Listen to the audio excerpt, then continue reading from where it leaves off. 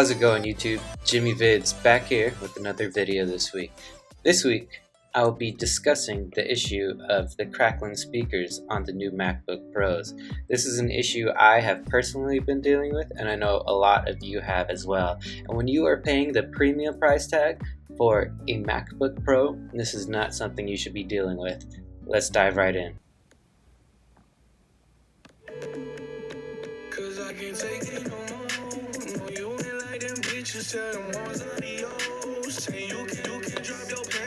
So as you may have noticed on my particular case, the issue is very consistent and very noticeable. Sometimes it could be very low and crackling, like how you saw in the beginning, and sometimes it could literally make your audio skip and be inaudible. Now, this is something that has been going on for both the 15-inch model, which is what I have and what you just saw, and the 13-inch model alike. This has been going on in all kinds of forums on YouTube.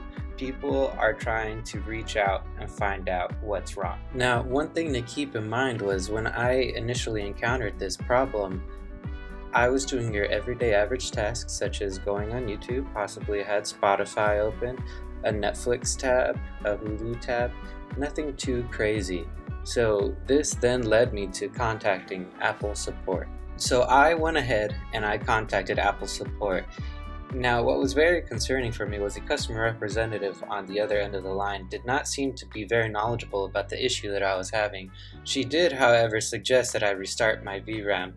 Now, if you would like to try this yourself, the process is listed here and you can Google it and follow it yourself. But what is the big takeaway here is that it deals with the Apple's T2 chip.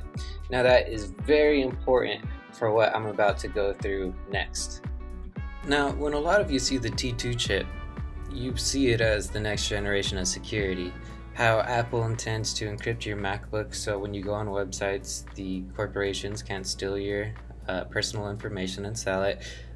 Make it so that hackers can't get into your webcam, things of that nature. But what a lot of people don't know is that it is now your audio controller, your SSD hard drive controller, the system management controller, functions that last year and on every other MacBook up until this point were done solely by the CPU. Now, I think that is very important to keep in mind because this tiny chip is now doing what the entire CPU had done in the previous generations.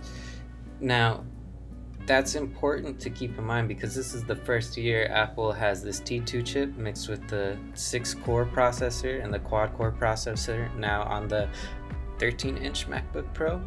And I believe what is causing the problem here is that you are doing things like going on YouTube, if you have Spotify open, even if you have things like Logic or GarageBand open, all of these are going to be, tasks that are taxing that T2 chip and leaving the CPU with none of this to deal with on the audio side of things.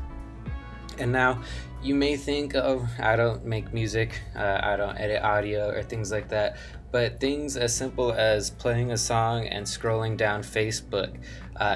When you're scrolling down Facebook, there may be a variable amount of videos and things like that your T2 chip is processing in the background. So what I found was when I close my Logic completely and I actually make sure that little dot's not running down there and make sure I'm not doing too many things at one time, the problem for me would go away.